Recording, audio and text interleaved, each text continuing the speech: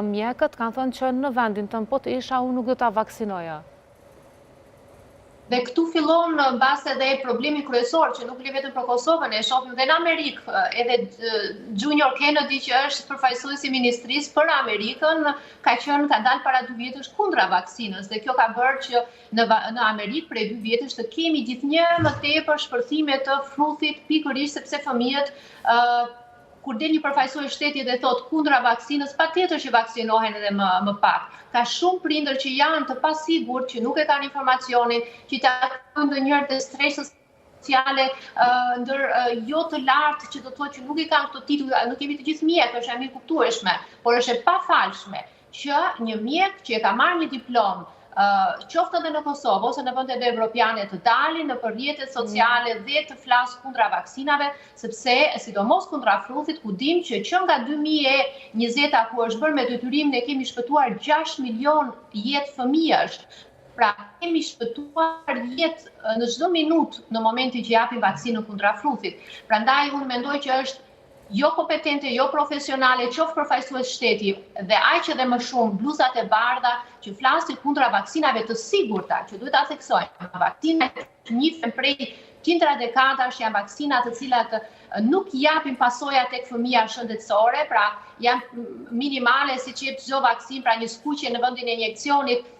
alergjira të vogla, por asnjëherë nuk në për studimet ndërkombëtare nuk kemi gjetur një lidhje qoftë me autizëm, qoftë me çrregullimet neurologjike ose të zhvillimit të fëmijës. Prandaj kjo vaksinë jepet gjithmonë në 2 doza, është shumë e rëndësishme që prindit ta dinë këtë gjë. Në doza e parë jepet të moshën 1 vjeçare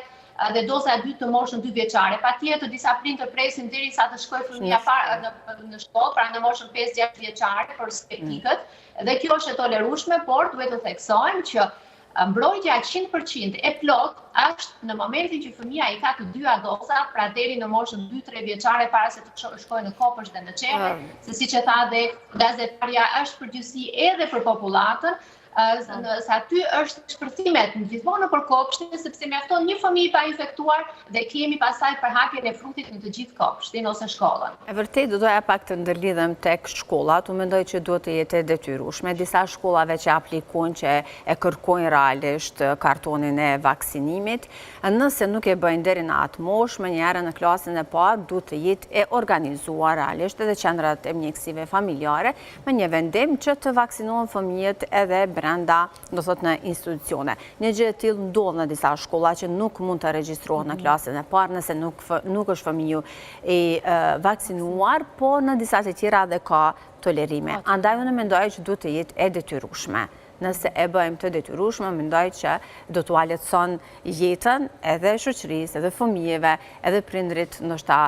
do t'jenë ata që do të mendojnë pak më shumë për fëmijët e tyre. Në këtë rast doja të flas pak si nën, e kuptoj se çdo prind e don më të mirën për shëndetin e fëmijëve të tyre, por është shumë rëndësi që informata mos të mirën nga interneti, e pa konfirmuar, por tek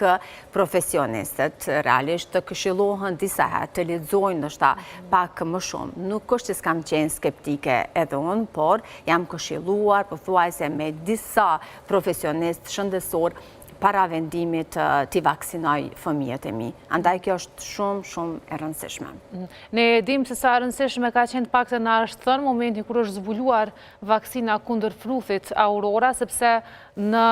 atë botë kur nuk ka pas vaksin dozat tilla, ka pas vdekje nga kjo sëmundje. Po pra, është njëra prej parandalimeve më të mëdha, do të thëmë mrekulli që ka mujt. Pa dyshim. Dhe tani pas sa dekada është flasim për rreziqet dhe ta shmangim pak duket e habitshme apo jo?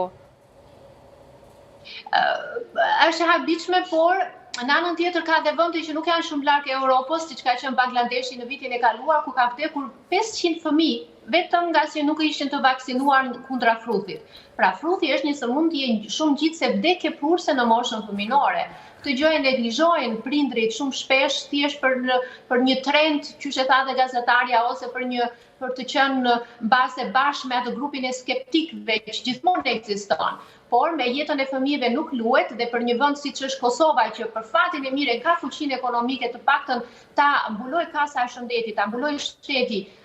kostot për dhënien e 2 dozave vaksine në moshën fëminore, ne nuk duam të bëhemi si vendet afrikane ose Bangladeshi ku shpërthejnë epidemira. Madje edhe Amerika që është një vend i zhvilluar nga politikat e gabuara që ka bërë në shëndetësi nga skeptikët që i drejtojnë shtetin e tyre, kemi edhe në Amerikë shpërthime tani edhe në botror që po zhvillohet, në radhët e të gjithë fansave në stadiume ka shpërthime të fruthit dhe rrezikohet faktikisht bllokimi i botrorit, i lojrave të futbollit, pikërisht sepse nëpër stadiume kemi kaq shumë fëmijë të pavaksinuar, të rritur të pavaksinuar madje kundra fruthit, kështu që mund të imagjinoni që nuk është gjithmonë vetëm fuqia